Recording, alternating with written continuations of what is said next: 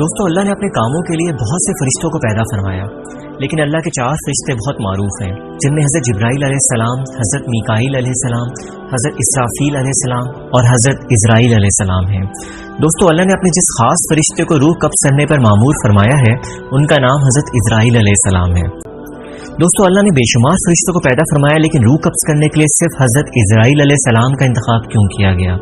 اللہ نے ان کو کتنی طاقت دی ہے، اور ایک وقت میں پوری دنیا کے بے شمار لوگوں کی روح کیسے قبض کرتے ہیں؟ آپ کا حلیہ کیسا ہوتا ہے اور آپ دیکھنے میں کیسے ہیں؟ کیا آپ کو کسی کی روح قبض کرتے ہوئے رحم آیا؟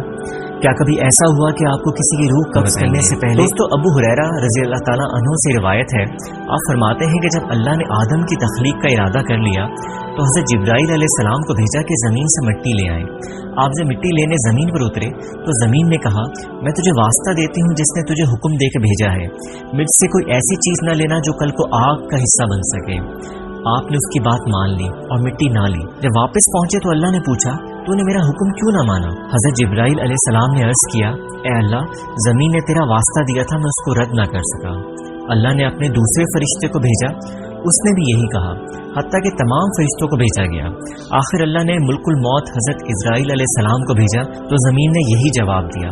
آپ نے کہا، جس ذات نے مجھے بھیجا ہے اس کی اطاعت میرے لیے زیادہ اہم ہے، اور آپ زمین سے مٹی لے آئے۔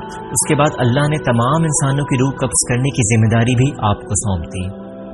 دوستو اللہ تعالیٰ نے دنیا ملک الموت کے لیے ایک تھال کی مانند بنا دی ہے، یا ایک پلیٹ کی طرح، جس میں سے وہ جہاں چاہیں پہنچ سکتے ہیں اور جس کو چاہیں پکڑ سکتے ہیں۔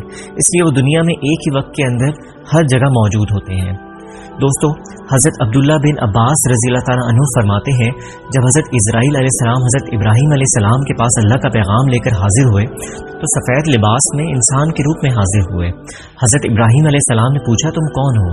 آپ نے اپنا تعارف کرایا، میں ملک الموت ہوں۔ آپ نے فرمایا، تم میں مجھے کوئی فرشتے والی بات نظر نہیں آ رہی، مجھے دکھاؤ کہ تم کافروں کی روح کس شکل میں قبض کرتے ہو۔ حضرت اسرائیل علیہ السلام نے عرض کیا، آپ میری حالت نہیں دیکھ سکیں گے۔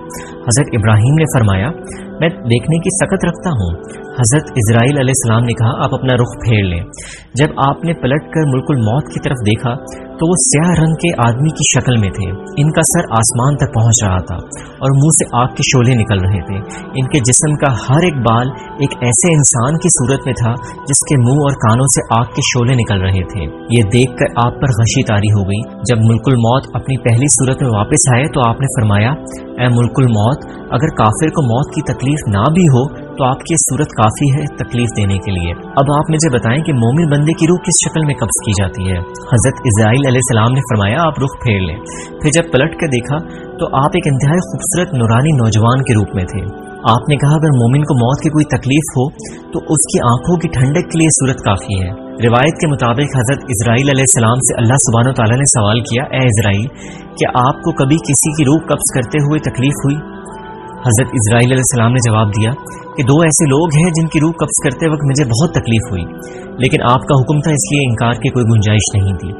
ایک دفعہ جب ایک سمندر میں طوفان آیا اور ایک کشتی الٹ گئی، اس میں ایک عورت تھی جس نے کشتی کے ایک تختے پر ایک بچے کو جنم دیا تھا، اور ساتھ ہی مجھے حکم ہوا کہ اس عورت کی روح قبض کر لی جائے۔